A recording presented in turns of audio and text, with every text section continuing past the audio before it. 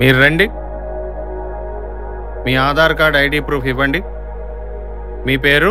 ఏ రాజేష్. మీ తండ్రి పేరు? ఏ ప్రసాద్. ఎన్నో వార్డు? 10వ వార్డు. సార్ వీడు చెప్పేదంతా అబద్ధం సార్. వీడు నా కొడుకు పేరు చెప్పి దొంగ ఓటు వేయడానికి వచ్చాడు వీడు. ఈ వివరాలన్నీ మావి. ఇది పక్కా దొంగ ఓటు సార్ ఇది. ఏమ్మా, దొంగ ఓటు వేయడం నేరమని తెలియదా? ఏమయ్యా, దొంగ ఓటు వేసేందుకు వచ్చావు? సిగ్గుగా లేదు? ఓహో, డబ్బు తీసుకుని వచ్చావా ఓటేయడానికి? పెద్దాయన సీన్ చేయకు. నువ్వు కూడా డబ్బులు తీసుకొని వచ్చుంటావు ఓటేసేదానికి. నేను డబ్బు తీసుకుని రాలేదురా ఓటు వేయడానికి.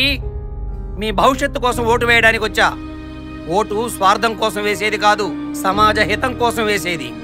నువ్వు ఇంకొకరి ఓటు వేస్తున్నావంటే వాళ్ళ భవిష్యత్తు నాశనం చేస్తున్నావు అన్నమాట. ఇతన్ని కౌన్సిలింగ్ రూమ్ కు పంపించండి. మరి మీ కొడుకు ఎక్కడ? వాడు వెకేషన్కి వెళ్ళాడు సార్. ఏమండి, సరదాలకు సమయం ఉంటుంది కానీ సమాజం కోసం సమయం ఉండదా? ఒక్క ఓటు వేయకపోతే ఏమైపోతుంది సార్? ఏదైనా ఒకటితోనే మొదలవుతుంది. అది మార్పైనా తీర్పైనా. వాడికి ఎలక్షన్లో నిలబడినటువంటి ఏ ఒక్క నాయకుడు నచ్చట్లేదంట సార్. అందుకే ఓటు వేయడానికి రావట్లేదు.